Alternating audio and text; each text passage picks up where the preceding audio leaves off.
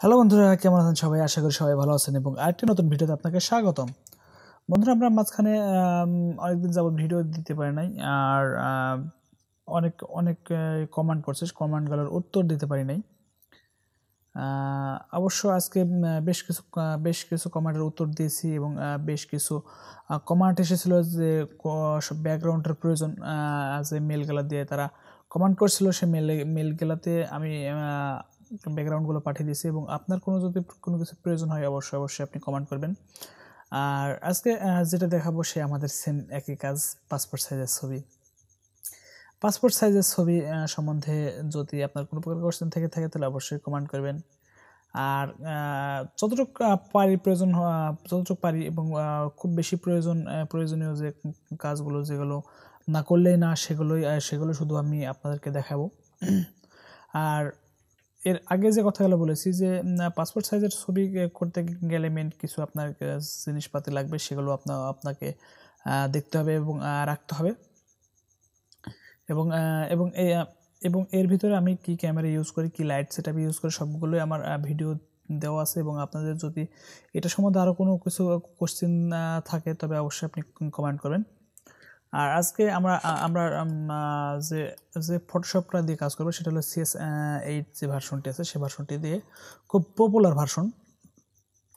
কারণ এই CS8 ভার্সনটি অনেক সর্বোচ্চ খুব বেশি ইউজ করে থাকে। আপনারাও ইউজ যদি করেন তাহলে ভালো, আর যদি ইউজ না করে থাকেন আপনি একবার চেষ্টা করে দেখতে পারেন। কারণ হয়তো অন্য যে সফটওয়্যারগুলো আছে এর থেকে আমার CS7 CS8টা অনেকটাই ফাস্ট মনে হয়। তাই আমরা কিন্তু 7 অথবা 8 এই দুইটা কিন্তু খুব বেশি ইউজ করে থাকি।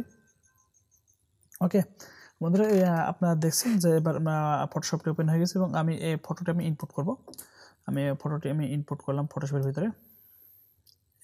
একটা ফটো দেখেন, ফটোতে আমি শুধু একটা ফটো উঠাইছি আমার লাইট সেটআপ দিয়ে। দেখেন, আসলে কি জানেন যে ছবি যদি ভালো উঠে, আসলে ছবিতে খুব বেশি একটা কাজ করার লাগে না, সেটা সবাই জানে যে ছবি যদি একটু মোটামুটি ভালো উঠে খুব বেশি একটা কাজ করা লাগে না, সামথিং কিছু কাজ করলেই এনাফ। ওকে, এবার নর্মালি আমি আগের মতোই আমি ফটোটিকে ক্রপ করে কাটবো। আমি পাসপোর্ট সাইজে কাটবো 1.5 1.9 এবং রেজলিউশন রাখবো আমি 500 আমার এডিটের ক্ষেত্রে। ওকে, আমি এবার ক্রপ করে কেটে নেব। টিক মার্ক দিয়ে দিলাম। দেখেন ফটোটি ক্রপ হয়ে গেছে। ক্রপ হয়ে যাওয়ার পরে এখন ফটোর ব্যাকগ্রাউন্ডটা পরিবর্তন করবেন। আর ব্যাকগ্রাউন্ড যত সম্ভব আপনারা হোয়াইট রাখবেন, সেটাই অনেকটাই বেটার হবে হোয়াইট রাখলে। ওকে, আপনি হোয়াইট রাখতেই পারেন, কারণ হোয়াইটটা সবসময় হোয়াইট দিলে ফটোর কোয়ালিটি, প্রিন্ট সবটাই ঠিকঠাক আসে। ওকে, আমরা ব্যাকগ্রাউন্ডে পরিবর্তন করে দেব, আমরা হোয়াইটই রেখে দেব। এবং হোয়াইটটা রাখার পরে এখান থেকে আপনার নর্মালি যে কন্ট্রোল যে বাটন প্রেস করে ডাবল একটি লেয়ার করে নেবেন। এবং ডাবল লেয়ার করে নেওয়ার পরে সেখান থেকে আপনি সফট লাইটটা করে দেবেন। সফট লাইট করে দেওয়ার পর দেখেন এখন ফটোটি কিন্তু একটু আলাদা একটা কালার হয়েছে এবং কালারটাকে আপনি ঠিকঠাক করে অ্যাডজাস্ট করে নেবেন। অ্যাডজাস্ট করে নিলেই অনেকটা বেটার হবে। আপনি এখানকে মুখের যে হালকা পাতলা যে দাগগুলো আছে সেই দাগগুলো হালকা করে সরাই দেবেন। খুব বেশি একটা কাজ করা লাগবে না, কারণ ছবিটা এমনি অনেক সুন্দর আসছে। আর লাইট সেটআপ দিয়ে যদি আপনি ছবি ওঠান, আসলে সব ছবিগুলাই ভালো হয় যদি না মুখে তেল না মাখে। হ্যাঁ বন্ধুরা, মুখে কিন্তু যখন কারো তেল থাকবে তখন কিন্তু ছবিটা কিন্তু ভালো হয় না। তেল ছাড়া আপনি যদি লাইট দিয়ে আপনি যেমন খুশি তেমন একটা ছবি তুলবেন, দেখবেন ছবিটা অনেক চকচক আসবে, অনেকটাই ভালো আসবে। যে ছবিগুলোতে খুব বেশি একটা কাজ করার লাগবে না। ওকে, এবং লাইট সেটআপের সকল কিছু আমার ইনফরমেশন, আমার ডিটেলস আমি দিয়ে রাখছি। আপনার সেখান থেকে আপনি লাইট সেটআপ ভিডিওটি আপনি দেখতে পারেন এবং সেখানে লাইটের দাম কত রাখা হয়েছে সেটাও আমি কিন্তু বলে দিয়েছি, বুঝতে পারছেন। এবং সম্পূর্ণ সব কিছুই দেওয়া আছে। এবং আমি যে ফিল্টারগুলো ইউজ করি ফটোশপের, সে ফিল্টারগুলো কিন্তু আপনারা সেখানে পেয়ে যাবেন। এবং ফিল্টার সম্বন্ধে আলাদা একটা আমার ভিডিও আছে।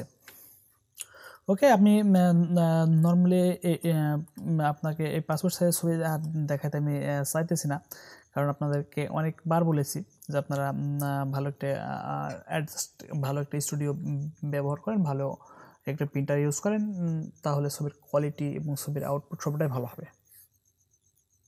হ্যাঁ বন্ধুরা, ছবির কোয়ালিটি সবটাই ভালো হবে যদি আপনি ভালো একটি প্রিন্টার এবং ভালো একটি লাইট সেটআপ ইউজ করেন, ভালো একটি ক্যামেরা ইউজ করেন। আসলে সব কিছু একটু ভালো একটু ব্যবহার করলে মনে হয় না ছবিটা খুব খারাপ হবে। আপনারা একবার দেখতেই পারেন। এবং আমি লাইট সেটআপ এবং আমি আমার যে প্রিন্টারগুলো ব্যবহার করে সেই প্রিন্টারগুলো নিয়ে যে আমি ভিডিও বানিয়েছি, আমি সেগুলো আপনাদেরকে প্রত্যেকটা ভিডিওতে আমি ডিসক্রিপশন বক্সে আমি লিঙ্ক দিয়ে দেবো। আপনি সেখান থেকে সেই লাইট সেটআপগুলো এবং আমি ফটোশপ আমি 7 অথবা 8 ইউজ করি, সেটা সবাই জানেন। আমি সিসিটাকে একদমই পছন্দ করি না। হ্যাঁ, সিসিগুলো পছন্দ করি না বলতে ভুল হবে। সিসিগুলো আমি ব্যবহার করি কখন, যখন মডেল ছবি করতে হয় সে সময়টাই। কিন্তু আমরা যখন পাসপোর্ট সাইজের ছবি করি তখন কিন্তু আমি আপনার সিসি আমরা একদমই ইউজ করি না। আর বন্ধুরা, আপনারা যদি ফটোশপ সম্বন্ধে কোনো প্রকার কোশ্চেন থেকে থাকে তাহলে অবশ্যই করবেন। আর ছবি সম্বন্ধে কোনো ফটো সম্বন্ধে যদি কোনো প্রকার সমস্যা হয়ে থাকে এবং আমি যে আপনাদেরকে যে কথাগুলো বলি অথবা আমি আগে দেখি যে আমার এই পদ্ধতিতে এই কাজ করলে ছবিটা আমার ঠিকঠাক আসবে কিনা এবং ছবিটা আমার এই পদ্ধতিটা কতটুকু আমার কাজে দিবে সে বিষয়টি নিয়ে কিন্তু আমি আগে দেখি যে আমার যদি দেখি যে ছবিটা হ্যাঁ অ্যাডজাস্ট করে আমার ঠিকঠাক কাজে আসবে, তাহলে সেটা আমার করা যায়।